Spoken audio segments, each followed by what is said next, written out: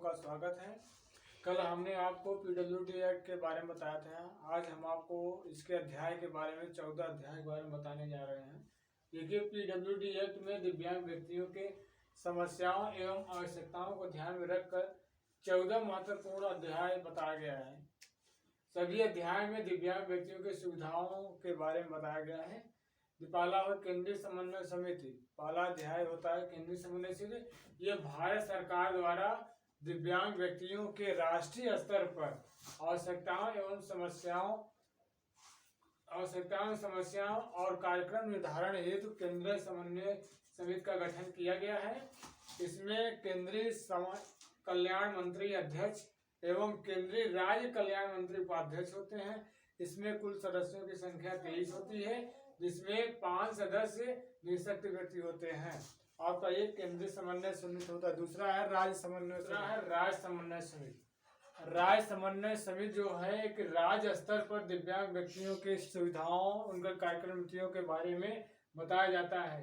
इसमें कुल सदस्य जो होते हैं आपके 23 गैर सरकारी सदस्य होते हैं और 5 गैर सरकारी सदस्य होते हैं। ये आपका राज्य समन्वय समिति जो होती है राज्य स्तर पर दिव्यांगों के लिए कार्यक्रम नीतियों का निर्धारण करती है। ये आपका राज्य समिति। तीसरा होता है निःशक्त व्यक्ति की जो होता है, जो 40% जिसके अंदर दिव्यांगता होती है उसे दिव्यांगता प्रमाण पत्र मतलब विकलांगता प्रमाण पत्र बनाया जाता है। वो सीएमओ द्वारा मतलब वो होता है, सीएमओ सर्टिफाई करता है, तब विकलांगता प्रमाण पत्र बनता है। वो जो समाज कल्याण विभाग द्वारा आपको निर्गत किया जाता है। तो ये निःशक्त व्यक्ति की वो विकलांगता प्रमाण पत्र के आधार पर उसका जो 40% से अधिक विकलांगता जिसमें अंदर होती है और उसे निःशक्तता प्रमाण पत्र मिलता है, उसे हम दिव्यांग की श्रेणी में रखते हैं। ये तीसरा। चौथा आपका निःशक्त व्यक्ति की पहचान। निःशक्त व्यक्ति की पहचान एवं रोकथाम। विकलांगता होती है कैसे, इसके क्या कारण है, तो उसकी हम पहचान करते हैं और उसका क्या कारण है, उसका कैसे समाधान किया जा सकता है, उसकी कैसे रोकथाम की जा सकती है।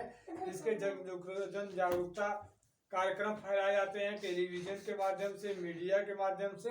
ये सब कार्यक्रम हम करके उनके समस्याओं का समाधान किया जाता है या विकलांगता को रोकने का प्रयास किया जाता है। पांचवा होता है निःशक्त व्यक्तियों के संस्थानों को मान्यता प्रदान करना। निःशक्त व्यक्ति जो होते हैं इनके संस्थान आरसीआई द्वारा क्या होता है, रजिस्ट्रेशन कराए जाते हैं, उसको विजिट होती है, इसमें संस्थान के लिए मान्यता प्रदान करता है। वो जो आरसीआई द्वारा जो मान्यता संस्थान में मान्यता प्राप्त 5 वर्ष के लिए होता है, मैक्सिमम 5 वर्ष के लिए होता है। बीच बीच में वो विजिट करते रहते हैं।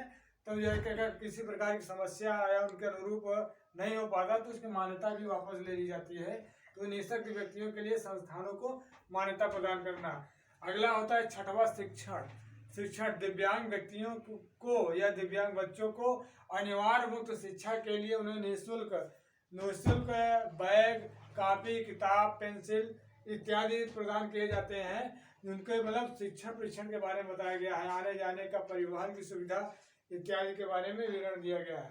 सातवां होता है रोजगार। दिव्यांग व्यक्तियों के लिए पीडब्ल्यूडी एक्ट में 3% का आरक्षण दिया गया है। 3 सरकारी नौकरियों में 3% का आरक्षण, 1% का आपका एचआई का है, श्रवण बाधित के लिए है 1%, और 1% शारीरिक विकलांग के लिए है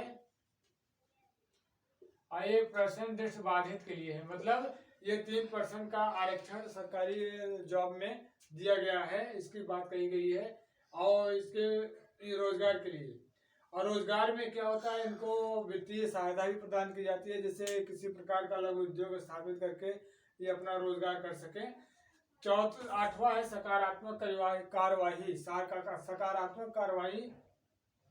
सकारात्मक कार्यवाही में भारत सरकार द्वारा ये इनके लिए शिक्षा प्रशिक्षण की कार्यक्रम योजना, सहायक उपकरण, सहायक सामग्री, कृत्रिम अंग और इनके लिए लघु उद्योग के लिए आर्थिक सहायता इत्यादि प्रदान किए जाते हैं। ये आपका ये सकारात्मक कार्यवाही में होता है। अगला होता है भेदभावहीनता। मतलब 9वें अध्याय में भेदभावहीनता के बारे में बताया। ये व्यक्ति कहीं भी आ जा सकते हैं हर सांस्कृतिक कार्यक्रमों में, सामाजिक कार्यों में, सार्वजनिक क्षेत्रों में आने जाने की इनकी किसी आने जाने की स्वतंत्रता प्राप्त है। इसे किसी भी प्रकार की भेदभावहीनता नहीं होनी चाहिए। इसके आपका 9वें अध्याय में कहा गया है। 10वां अध्याय में है आपका अनुसंधान मानव संसाधन का विकास। जो विशेष शिक्षा या विशेष दिव्य की शिक्षा के क्षेत्र में नई नई तकनीकों का विकास हो रहा है, उसको इसमें ऐड कराना, नई नई तकनीकें के माध्यम से इन्हें शिक्षा प्रदान करना, इनकी सुविधाएं प्रदान करना, ये आपका अनुसंधान मानव संसाधन विकास में होता है। अनुसंधान एवं प्रशिक्षण, दिव्यांगता के क्षेत्र में नई नई तकनीक का विकास करना, विशेष शिक्षकों की नियुक्ति करना, शिक्षण सहायक सामग्री तैयार करना, इनके अनुकूल वातावरण तैयार करना, इसके बारे में बताया गया है। और 12वां होता है अति गंभीर व्यक्तियों के लिए संस्थान। जो अत्यंत गंभीर प्रवृत्ति के बच्चे हैं या अत्यंत गंभीर, उनके लिए संस्थानों की मान्यता प्रदान करना, उनके लिए शिक्षा शिक्षण की सुविधाएं व्यवस्थित करना, उन्हें उनके लिए आने जाने के लिए वो करना, मतलब हर प्रकार के जो अति गंभीर व्यक्ति होते हैं उनके लिए सुविधाओं को प्रदान करना। ये आपके 12वें अध्याय में कहा गया है। 13वें अध्याय में सामाजिक सुरक्षा, दिव्यांग व्यक्तियों के लिए हर जगह आने जाने की सुविधा है। उन्हें किसी भी प्रकार की प्रताड़ना नहीं करनी चाहिए, उन्हें मारना पीटना गाली गलौज इत्यादि नहीं करना चाहिए। मतलब जो एक सामान्य व्यक्ति को अधिकार पूरा प्राप्त है, इसलिए उनको भी वही अधिकार प्राप्त है, तो उनकी सामाजिक सुरक्षा होनी चाहिए। तो इसके बारे में कहा गया है। 14वां अध्याय होता है शिकायत यान्य। अगर दिव्यांग व्यक्ति को मारा जाता है, पीटा जाता है या उनको किसी प्रकार की प्रयातना या प्रताड़ित किया जाता है, तो किसी भी प्रकार की कानूनी सहायता लेकर आपको उसमें सजा मिल सकती है। 2 साल का कारावास भी है और 1-2 लाख रुपए का लगभग जुर्माना भी हो सकता है। मतलब ये शिकायत केवल उनके लिए, वो दिव्यांग व्यक्तियों के लिए है। अगर किसी प्रकार की कोई प्रॉब्लम होता है, कोई उनको मारता पीटता इत्यादि है, तो शिकायत कर सकते हैं, तो आपको सजा भी हो सकती है। तो ये शिकायत के बारे में कहा गया। ये आपके 14 अध्याय हैं। अगर हमारा वीडियो अगर आपको अच्छा लगा हो तो इसको लाइक और सब्सक्राइब करिएगा। जय हिंद जय भारत।